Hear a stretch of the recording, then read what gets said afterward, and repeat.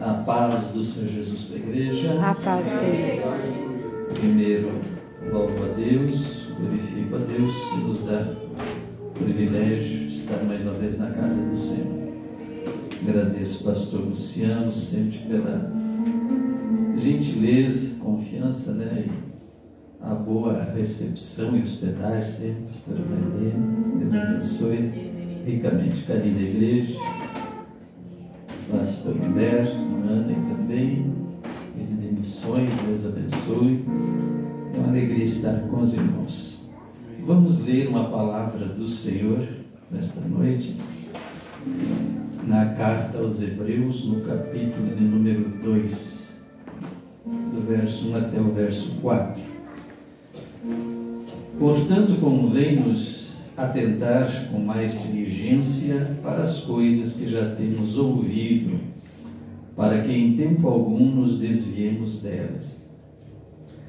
Porque se a palavra falada pelos anjos permaneceu firme, e toda transgressão e desobediência recebeu a justa retribuição, como escaparemos nós se não atentarmos para uma tão grande salvação, a qual, começando a ser anunciada pelo Senhor, foi-nos depois confirmada pelos que a ouviram, testificando também Deus com eles por sinais e milagres e várias maravilhas e dons do Espírito Santo distribuído por sua vontade. Amém? Podeis assentar. E se puder, fique orando em espírito, falando com Deus, e dizendo: Espírito Santo, fala comigo, aleluia, porque todos nós carecemos de ouvir o Espírito Santo de Deus. É certo que Ele habita em nós, e a qualquer momento podemos falar com Ele e Ele falar com a gente, mas o culto é um dos ambientes melhor e mais propício a tudo isso, porque estamos juntos, reunidos em torno de uma só pessoa, Jesus Cristo, e para ouvir um só Mestre, Espírito Santo do Senhor, aleluia. E sendo assim, Ele vai falar com todos nós com certeza, e fará o que lhe apraz, aquilo que Ele já planejou e já determinou para esta noite, amém? Temos fé e confiança nestas verdades, que são verdades eternas da palavra do Senhor. Glória a Jesus. Lemos esta palavra, muito clara e profunda, diria assim, e que faz um apelo à igreja.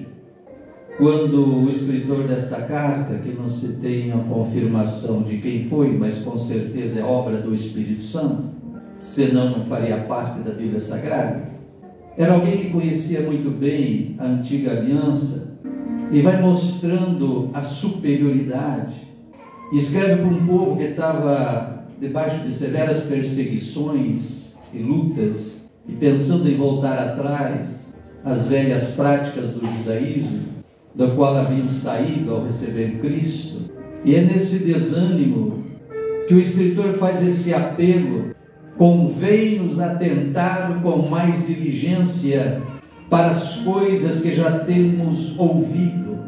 E mais adiante, como lemos, ele disse: como escaparemos nós se não atentarmos para esta tão grande salvação? Para quem estava debaixo de lutas, aflições, perseguições, pensando em voltar atrás ao velho sistema, ele diz: presta mais atenção, seja diligente. Há uma semelhança em nossos dias, falando agora questão de Israel, que é outra questão, mas vamos olhar para a igreja. A igreja está em constante ataque do inimigo, em várias áreas, em vários campos, em todo o mundo, uns de uma maneira, outros de outra. E a tendência é que as coisas piorem, a opressão e a perseguição para cima da igreja. E é possível que, assim como os hebreus, a igreja de hoje, em meio à luta, muita gente pensa em desistir e dizer: não vale a pena continuar. Porque devido à perseguição que o imperador Nero desencadeou na época, foi o primeiro imperador a desencadear uma perseguição para cima dos cristãos, muitos pensaram em desistir, dizer não vale a pena. Também tinham a ideia de que Jesus já ia voltar naqueles dias, e como não aconteceu, então batia o desânimo. Mesma coisa tem hoje, muita gente tem a ideia, eu ouço desde os meus avós, meus antepassados dizer que ele vai voltar e até agora não voltou, e começam a perder a fé. Aí começam as perseguições e opressões para cima da igreja, ameaças, processos, censura, tentando impedir a nossa pregação, o nosso ensino, o nosso culto, a nossa fé, difamando nossa Bíblia e nosso sistema e tudo como foi na época lá. Então pode que alguns também comecem a pensar, já não vale a pena mais seguir esse negócio. E a advertência aqui é, convém-nos atentar com mais diligência. Diligência é o quê? Atenção, detalhes, coisas minuciosas, dedicação, preste atenção, olha bem, procura entender, procura discernir. Se tem falta de entendimento, Tiago disse, peça a Deus sabedoria, que Ele dá liberalmente ou livremente, aleluia. Mas tem que discernir o momento em que se vive e saber aplicar e viver o Evangelho. Porque Ele diz, como escaparemos nós se não prestarmos mais atenção nesse negócio? Como escaparemos? Então estamos sim debaixo de luta e perseguição. Então preste atenção, porque este é um propósito eterno de Deus, que Paulo aos Efésios, capítulo 1, no verso 4, já diz, que Ele nos elegeu antes da fundação do mundo, certo? Antes da fundação do mundo, Ele já nos elegeu em Cristo Jesus. Em Cristo sempre, nada fora dele, tá certo? Já nos elegeu em Cristo. E aí, falando desta grande salvação, pelo menos duas perguntas nos surgem nessa hora. Salvar-nos do quê? E para quê? Então aí nós pensamos e precisamos dar uma olhadinha um pouco atrás nas coisas, ou na história, para responder ou entender essas perguntas. Porque há coisas que é um espinho que aflige a humanidade de muito tempo, há muitos séculos, que eles dizem, para que eu estou aqui? De onde vim? O que estou fazendo aqui? Para onde eu vou? São interrogações que afligem filósofos antigos e gerações antigas até hoje. E a coisa pior para um ser ele se sentir sem rumo e sem sentido na vida. É causa de depressão e suicídio de muita gente quando eles se sentem sem sentido. Então, para a gente entender, salvar-nos do quê? Que grande salvação é essa? A gente tem que voltar na história um pouquinho e dar uma olhada em algumas coisas. Lá nos primeiros capítulos de Gênesis, 1 e 2 ali, nós temos a história, o registro da obra da criação do Senhor. E no sexto dia, Ele cria o primeiro casal. Ele cria homem e mulher, Adão e Eva, macho e fêmea, dois gêneros, não tem terceiro, tá certo? Dois, homem e mulher, raça humana. É quando Ele cria o primeiro casal. E lá no verso 26 de Gênesis 1 diz, o homem foi criado à imagem e semelhança de Deus. No salmista Davi, Salmo 8, disse, pouco menor do que os anjos fizeste, de glória e de honra o coroaste. E daí vem a expressão que a raça humana, ser humano, hoje a gente tem que explicar assim, porque se a gente dizer o homem, muita gente se sente ofendido, né? E a mulher, olha, a origem lá do latim e outras línguas antigas, quando fala o homem, está falando raça humana. Então tem que corrigir hoje até isso, né? Está complicado até de pregar o Evangelho. Então a raça humana, homem e mulher, sem distinção a Ele.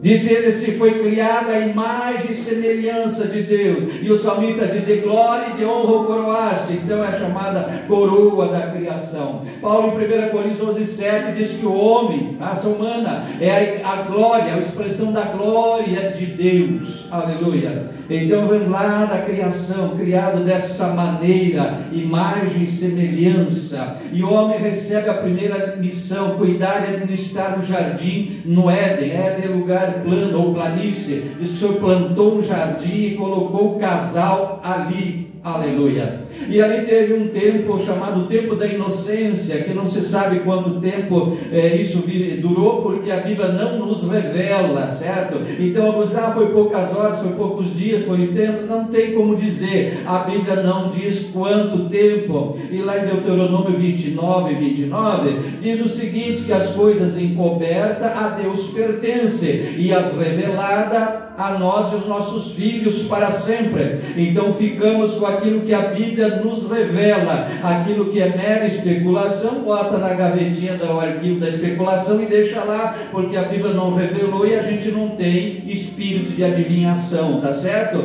E o que Deus quis revelar está na Bíblia. Então nós temos que ficar com aquilo que a Bíblia diz. Muito engano e heresia surge de pessoas que querem pregar uma coisa diferente, trazer uma nova visão, uma nova revelação, fazendo especulações, vão inventando coisas.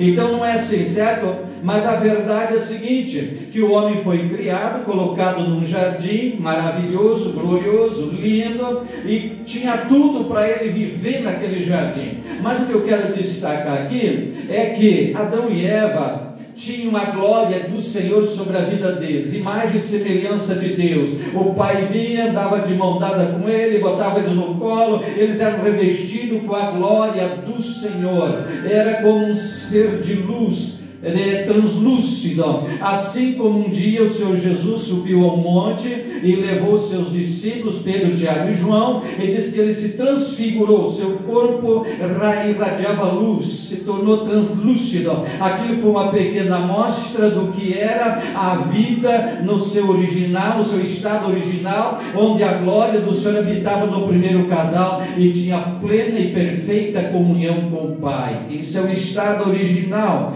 Mas aí acontece uma coisa terrível, que foi a chamada queda, que está registrada em Gênesis 3.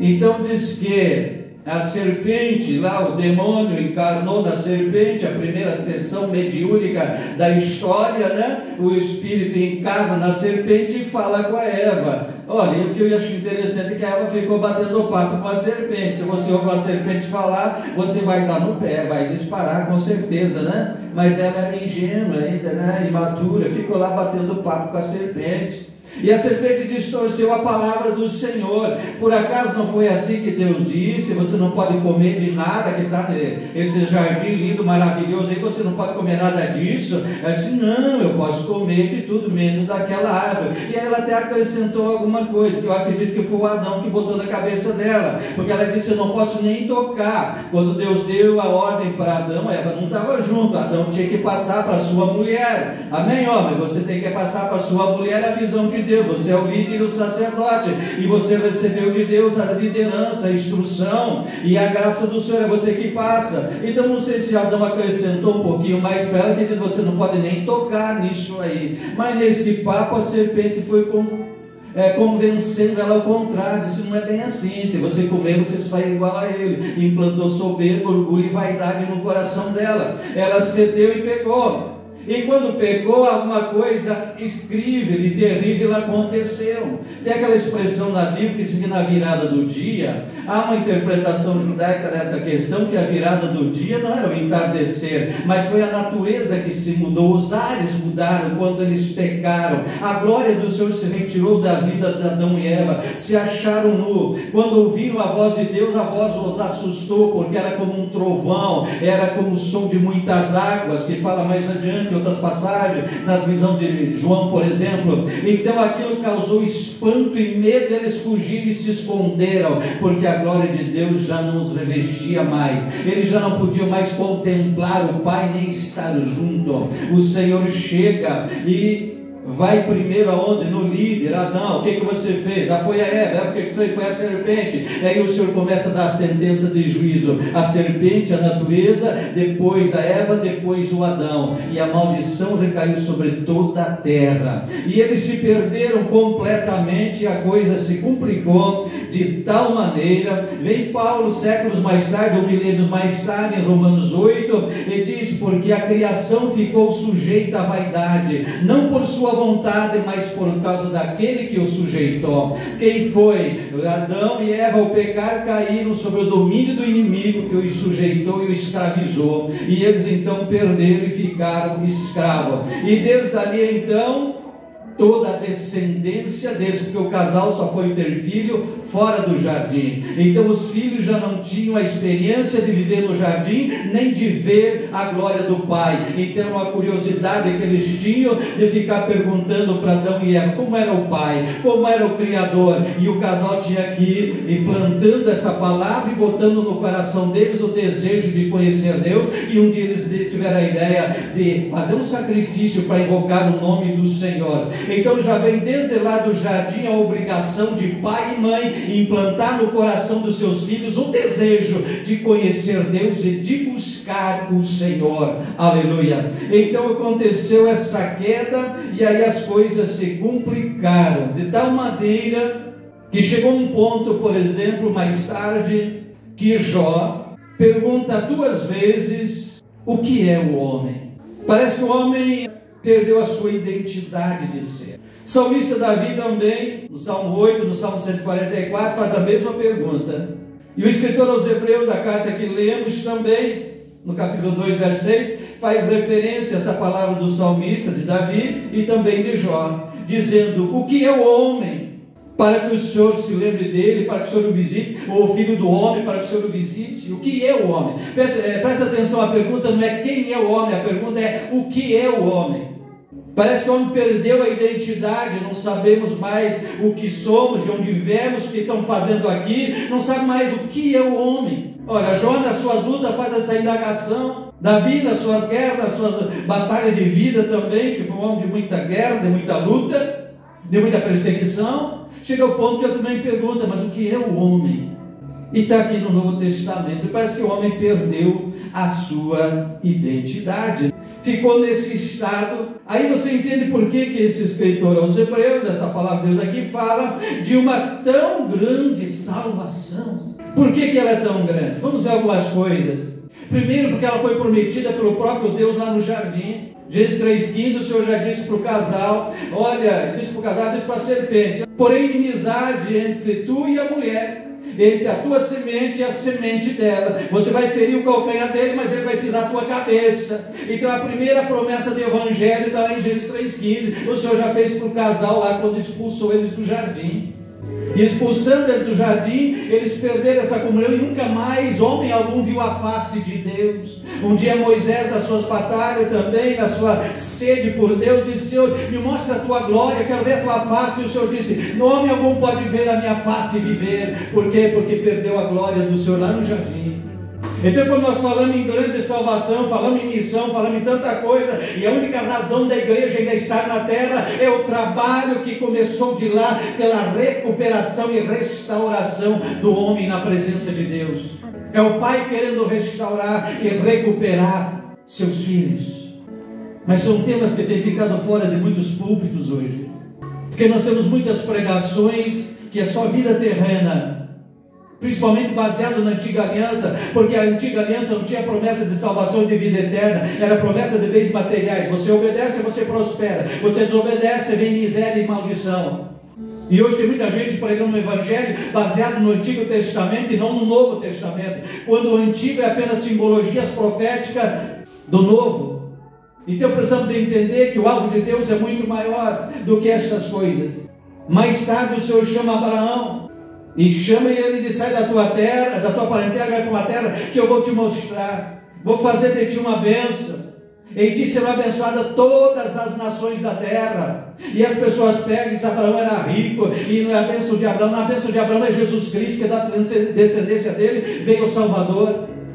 Não é bênção material, não, essa bênção para todos. Mas há tanta distorção hoje que arrepia a gente quando a gente ouve certas barbaridades. E o foco foco aqui da grande salvação está ficando esquecida, mas por isso as coisas estão apertando e arrojando para cima da igreja, porque tudo que não presta vai saltar fora, e somente os verdadeiros convertidos que estarão naquele dia, senão não teria a parábola das 10 virgens em Mateus capítulo 25. As loucas andaram junto com as prudentes até a última hora. Infelizmente nós temos duas igrejas andando juntas, uma que vai subir e uma que vai ficar, porque não é a verdadeira igreja, apenas acompanhante, mas não convertida, porque não entendeu este princípio da grande salvação. Aleluia.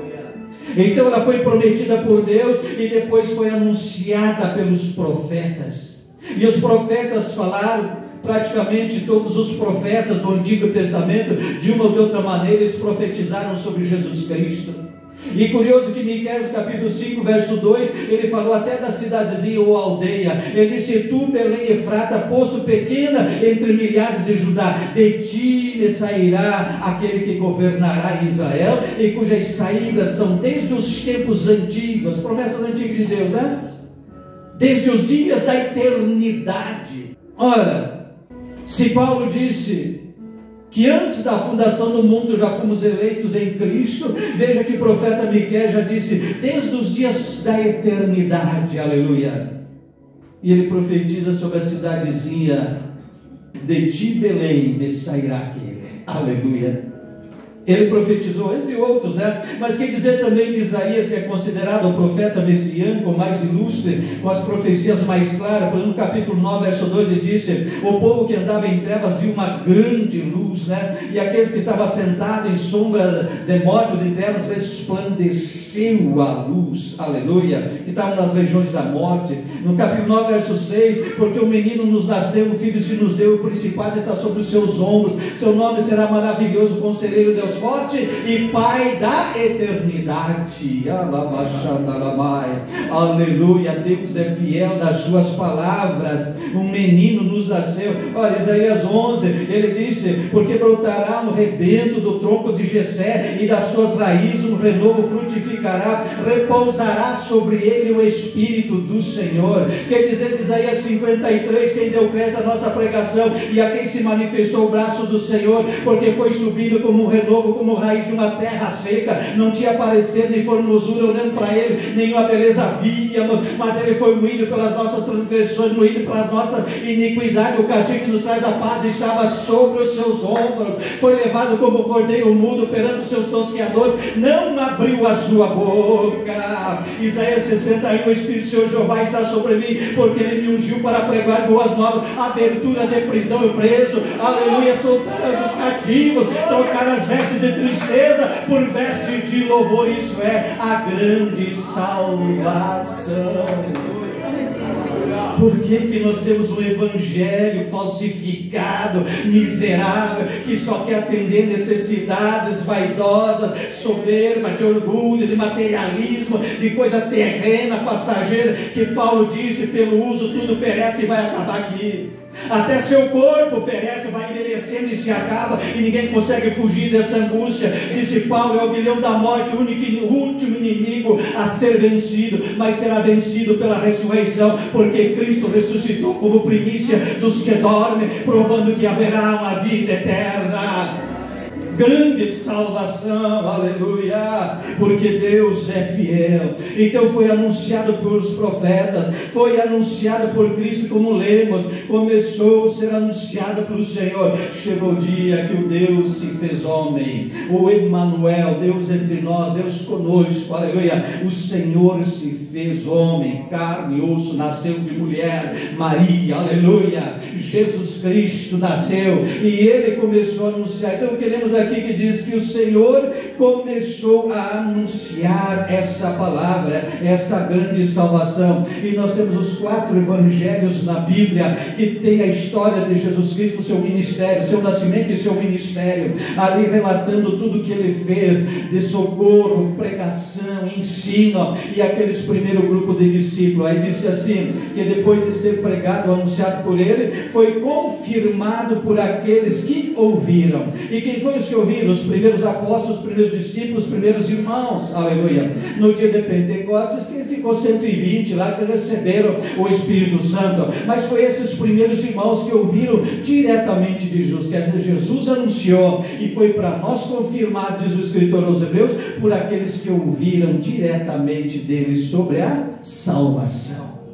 Aleluia, está entendendo a grandeza desse negócio? Então, ele confirmou, ou seja, aqueles que ouviram confirmaram. E interessante é que Marcos 16, verso 20, diz que eles saíram pregando a palavra, e diz assim, que o Senhor era com eles, ou cooperando com eles, confirmando com os sinais que se seguiram. E aqui onde lemos no verso 4, diz que o Senhor testificava também com eles, Deus com eles, por sinais, milagres e várias maravilhas e dons do Espírito Santo. Nós somos pentecostais sim, acreditamos na atualidade dos dons espirituais, contrariando alguns segmentos que estão tendo grande influência hoje, dizendo que esse negócio cessou com o apóstolo Paulo, foi o último dos apóstolos a operar sinais, que depois cessou, que não tem mais. Nós somos testemunhas, eu sou testemunha, já vivi muitos milagres de curas extraordinárias na minha vida, na minha família. Acho que já falei outra vez aqui, meu saudoso pai e minha mãe eram um casal de muita oração,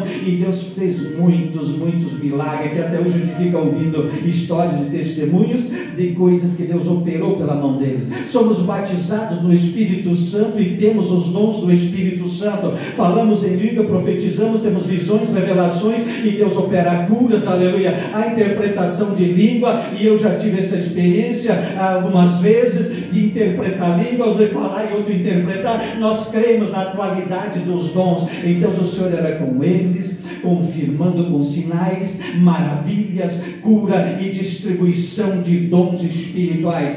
Então eles assim, começou a ser anunciado por Cristo na nova aliança, e foi confirmada por aqueles que a ouviram, e chegou até nós, e nós temos que continuar confirmando, anunciando aquilo que ouvimos e que recebemos do Senhor. Aleluia, louvado seja o nome do Senhor. E o mesmo João, apóstolo João, na primeira carta, capítulo 1, verso 3, ele disse: aquilo que vimos e aquilo que ouvimos, isso vos anunciamos. Aleluia, aquilo que vimos e aquilo que ouvimos dele. Então é isso que o escritor dos Hebreus está dizendo. O Senhor começou a anunciar e foi confirmado por aqueles que ouviram. Aí eu pergunto, como é que está a sua fé? O que é que você tem ouvido? E o que é que você tem guardado? E o que é que você está replicando? Que você está passando adiante? O que é que você, a linguagem de hoje, o que é que você está compartilhando? Aleluia. É o que você tem recebido dele? Ou é outras coisas? Porque tem gente que usa a internet para fazer biquinho, né? Usa a internet para fazer selfiezinha bonitinha, mostrar as curvinhas, fazer outras coisas lá, né? Ou para fazer carinha triste, estou magoado, estou ofendido com a igreja, com o pastor, com os irmãos, aquela coisa. Não, irmão, compartilhe o que você recebeu dele, da palavra dele, do Espírito dele, passa isso adiante, use todos os meios possíveis, congestione, porque lixo o mundo já tem demais. Bote aquilo que brilha, bote aquilo que é luz. Jesus disse: você é luz do mundo, você é sal da terra, você tem que temperar esse negócio para não que apodreça de vez. A Bíblia mesmo diz que o espírito anticristo ainda não tomou conta dessa terra, porque ainda tem um que o detém, que enche o Espírito Santo na igreja, que ainda impede de o mal tomar conta e apodrecer esse mundo de vez, porque isso vai acontecer.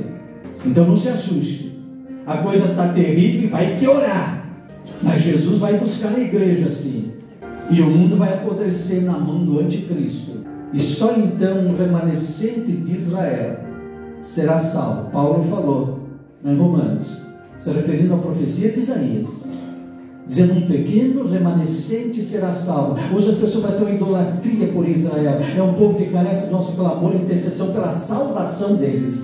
Esse clamar pela paz de Israel não é paz de guerra, é paz da reconciliação com Deus, da salvação. Porque hoje não é salvar a face de Jesus lá, isso te apedreja. É um povo carente de compaixão e misericórdia, porque eles rejeitaram o Messias. Estão debaixo do juízo de Deus séculos e séculos. E tem gente idolatrando, quer trazer simbologia judaica para dentro da igreja, ritos judaicos, prática judaica para dentro da igreja, que nunca fez parte do cristianismo. A maior luta de Paulo foi exatamente desvincular a igreja cristã do judaísmo. E a carta aos Hebreus é forte e é uma das principais sobre isso, mostrando a superioridade de Jesus Cristo, do seu sacerdócio, da nova aliança, de tudo, inclusive o sacerdócio de Cristo não é segundo o sacerdócio de Arão, o levita, mas é sobre a ordem de Melquisedeque. É outra coisa, mudou a lei, mudou o sacerdócio, mudou tudo, é outra coisa. Não se traz simbologias e prática judaica para dentro da igreja. É um povo carente da misericórdia, nossa intercessão pela salvação deles, e não para paz lá com Hamas, com isso, com aquilo. É a paz com Deus que eles precisam reconciliar. Não é a profecia de Isaías, que Paulo se refere aos romanos, é apenas um pequeno remanescente que será salvo, que quando estiver prestes a ser exterminado da face da terra, eles vão clamar por salvação, e o Senhor virá em socorro deles. É isso que entendemos e cremos da palavra. Então, quando falamos dessa grande salvação, estamos falando isso, mas ela é uma salvação que atinge o nosso passado, o nosso presente e o nosso futuro, e são coisas que nós precisamos entender, que essa salvação opera. Que hoje tem muita gente que até está na igreja, mas tem dúvida quanto à sua salvação. Tem gente que está na igreja e parece que a salvação dele é uma loteria. Se Jesus vier hoje que eu estou no culto cheio da graça, estou salvo. Se ele vier a hora que eu estiver meio atribulado no meu serviço, acho que eu fico. Ou naquela hora que está quebrando o cabo de vassoura dentro de casa, ou quebrando o prato, se Jesus vier nessa hora, eu fiquei. Parece que a salvação é uma loteria, depende da hora que ele vier. Que fé é essa? Que salvação é essa? Que miséria é essa? Exatamente por não entender a salvação. A salvação ela é tão grande porque ela atende ela resolve o nosso passado, nosso presente e nosso futuro. Qual é o passado que ela resolve? Todos nós herdamos de Adão e Eva o pecado no singular, natureza corrompida, pecadora, que nunca mais viu a face do Pai, o pecado que nos separou. Então ele perdoa e resolve o nosso passado. E tem várias passagens, destacando uma, 2 Timóteo 1,9, que nos salvou, passado, e nos chamou com uma santa vocação. Ele nos salvou, perdoou o nosso passado. Quando ele foi à cruz, e foi disso que João Batista, quando disse: eis aí o Cordeiro de Deus que tira o singular, o pecado, aquele herdado deste lar. Certo, ele tira, pegou e removeu a culpa. O sacrifício do Antigo Testamento diz que o sangue dos animais sacrificados encobria temporariamente os pecados por causa da ira de Deus. Então era uma coisa temporária e apenas simbologia profética do perfeito em Cristo. Agora, quando João Batista, chamado profeta da transição da antiga aliança para a nova aliança, aponta e diz: está aí o Cordeiro que tira, não encobre, não é encobrir, não é tapar temporariamente, ele tira o pecado do mundo. Então o nosso passado foi perdoado, apagado e jogado no esquecimento. Aleluia. Você pode dar glória a Deus por isso, irmão? Porque acho que essa é a maior coisa para nós nos alegrar. Mas era uma salvação que salva-nos no presente. Aleluia. E aqui que é bastante polêmico, nós precisamos entender uma coisa, que nós temos 3 passos: novo nascimento, santificação e glorificação. Aleluia. Então, novo nascimento, aceitamos Jesus, é a porta, é o portão do pátio do tabernáculo, do átrio, onde tinha 4 cortinas com 4 cores, simbolizando os 4 evangelhos. Você passou na porta do evangelho, você entendeu ali essa salvação, você nasceu de novo, certo? A primeira coisa, quando passava a porta, as cortinas do pátio deparavam com o altar do sacrifício que aponta para Jesus Cristo. Ali foi perdoado os nossos pecados, ali foi removido. Passava o altar do sacrifício, tinha a pia de bronze com a água, onde deviam lavar-se. Um dia Jesus disse para os seus discípulos: vocês já estão limpos pela palavra que eu vos tenho falado. É o Evangelho e a palavra. Então isso entra para o processo da santificação, onde você vai sendo progressivamente. A santificação é progressiva. O problema é aqui, muito crente olha e diz, mas eu não sou santo, então eu não sou salvo. Não, você creu, recebeu Jesus, você está perdoado, o pecado foi removido, você é salvo. Agora, santificação é progressiva. Você olha para a igreja, tem um mais santo e outro menos santo, porque um está mais atrás na caminhada, o outro já está mais à frente, aleluia. Um aprendeu menos, outro já aprendeu mais. Um se corrigiu menos, outro já se corrigiu mais. Aí aquele que está mais santo olha para o outro e diz, não é digno estar nosso meio, joga para fora. O que é isso, irmão? Ele está no processo.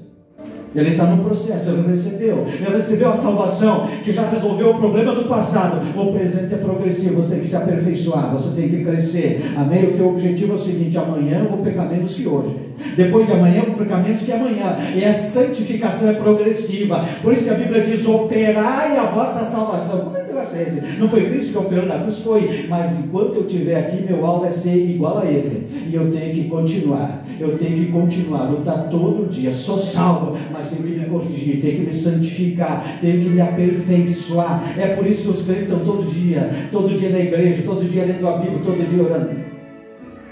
É verdade o que eu estou dizendo? Será que eu falei uma mentira?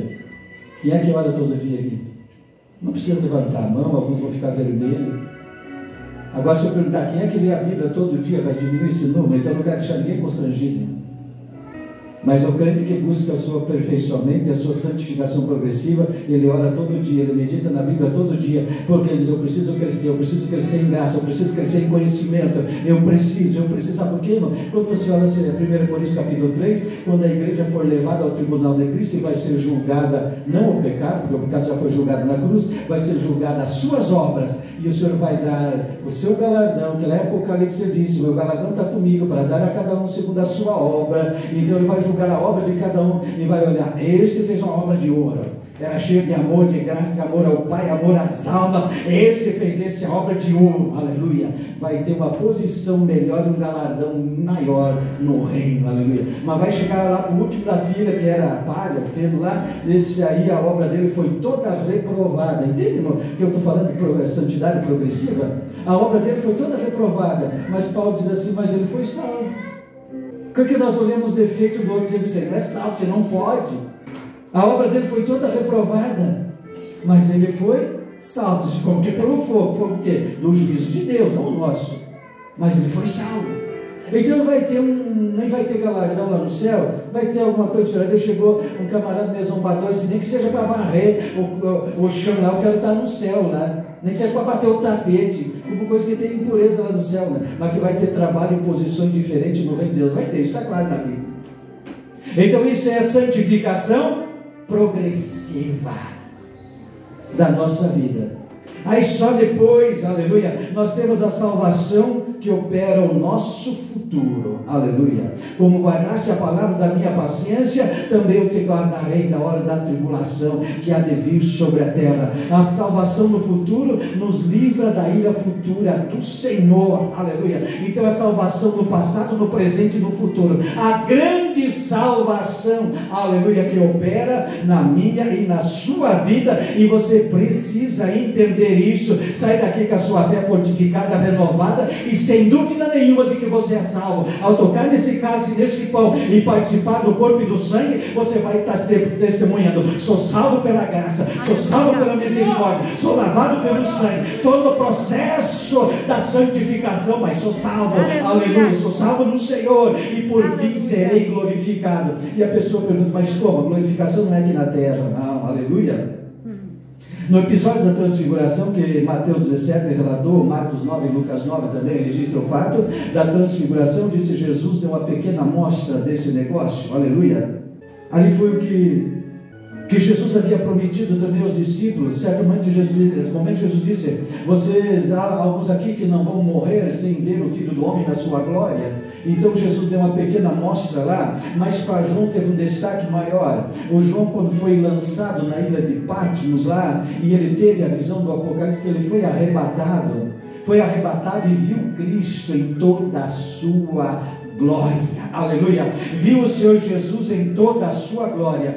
E este mesmo João é que escreveu a palavra lá na primeira carta, capítulo 3, amados, verso 2, agora somos filhos de Deus, e ainda não é manifesto o que havemos de ser, mas sabemos que quando Ele vier ou se manifestar, seremos semelhante a Ele, e assim como Ele é, o veremos. Eu quero que você pense agora no que eu descrevi de Adão e Eva no jardim diante de Deus. É disso que João está falando, e João já no Evangelho disse, né, que o Filho de Deus, o Verbo, se fez carne e habitou entre nós, e vimos a sua glória como a glória do unigênito Pai. E esse mesmo João que escreveu a carta, esse mesmo João que escreveu o Apocalipse, foi arrebatado e viu, e ele disse, assim como Ele é, o veremos, e mais seremos semelhante a Ele. E a mostra que Ele deu lá no Monte da Transfiguração, é isso que Ele está dizendo, aleluia.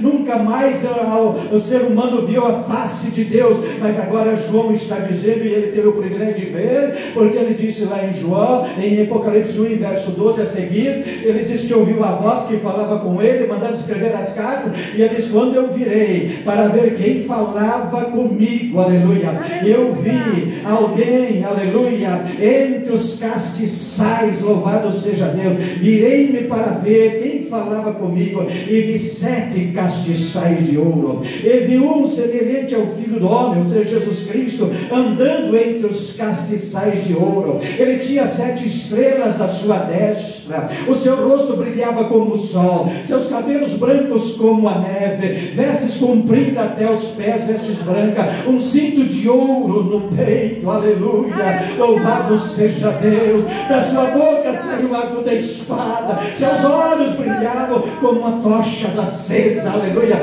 Ele viu na sua glória, e ele diz assim, quando Ele vier, nós ouviremos aquilo que Moisés desejou ver e não pôde ver. Deus disse, nem homem pode ver. João está dizendo, eu vi e vocês vão ver. Nós ouviremos como Ele é, e assim como Ele é, nós seremos semelhante a Ele. Quer dizer, o processo da salvação estará completo. Fomos restaurados, seremos restaurados como era Adão e Eva, que andava de mão dada com o Pai, olhava para o rosto dele, ouvia a voz dele, sem temer, sem ter medo, mas se sentindo amado e querido. Esse é o processo da salvação. Aleluia.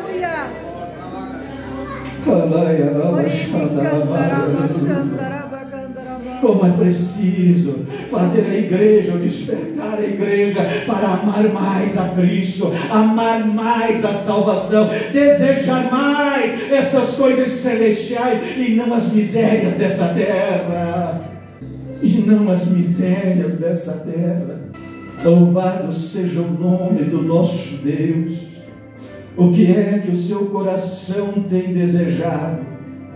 Muita gente vai às igrejas de hoje para buscar dinheiro, negociar com Deus. Eu dou e o Senhor me dá 100 vezes mais, a minha empresa tem que melhorar, meus negócios, meu isso, meu aquilo. Essas bênçãos materiais, saúde, família, são bênçãos que acompanham a salvação. Sem a salvação essas coisas não têm valor nenhum. O problema é que as pessoas invertem os valores, vivendo tempo de inversão de valores. É necessário amar o eterno, amar o celestial, desejar, porque essa é a razão da igreja ainda estar aqui, aleluia. Apocalipse é um livro que o inimigo tem feito as pessoas ter medo e dizer é ruim, é difícil de entender, e não é não. O Apocalipse é o livro da nossa vitória, da vitória de Cristo sobre todo o mal, é o livro do triunfo, é o livro do consolo, é o livro do gozo, é o livro da vitória, da chegada, da conquista, aleluia, de todo o eterno, aleluia, da glória de Deus, da queda de todo o sistema diabólico, do anticristo, da antiga e Babilônia, a prostituta, a falsa religião que corrompeu tudo, é a derrota de Satanás. Por isso que o diabo põe na cabeça dos crentes que é difícil, que é complicado, que não deve ler, que dá medo, que não sei o quê, porque o diabo não quer que você veja a derrota dele e o triunfo da igreja e a glória da igreja, aleluia. É isso que Apocalipse revela, gente. Ó, leia, não estude, aleluia, porque vale a pena. É o triunfo da igreja, é o triunfo de Cristo, é o dia da glória, aleluia, e da derrota definitiva do nosso inimigo, aleluia. Tem que amar e desejar essas coisas. Tem um hino da harpa 26. Eu não sou cantor, mas diz mais ou menos assim: quão glorioso cristão é pensar em... Fica em pé. Na cidade que não tem igual, onde os muros são de puro jaspe e as ruas de ouro e cristal. Pensa como será glorioso ver-se a triunfar a multidão e cantando aguardo a chegada dos que vencem a tribulação. Pensa como será glorioso ver o rio da vida e luz, cujas margens juncadas de lírios são a glória de nosso Jesus. Haverá lá perpétua aurora, pois Deus iluminará, e o Cordeiro com sua espada adore, noite e dia resplandecerá. Pensa na celestial melodia e a terra encherá de revelar, e das harpas a doce harmonia. Ao passar o jardim se ouvirá, mesmo em dores que levem a morte, ser constante não pode.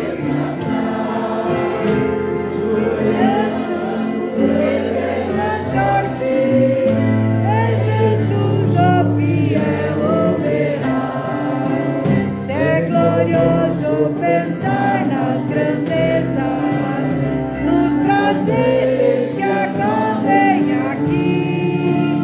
Qual será desfrutar as riquezas que espera nos lados ali? Os encantos do mundo não podem ofuscar essa glória.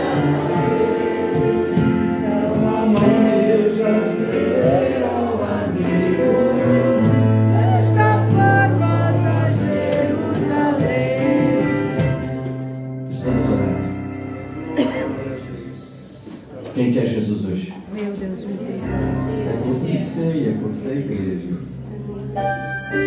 Mas quem quer esta grande salvação?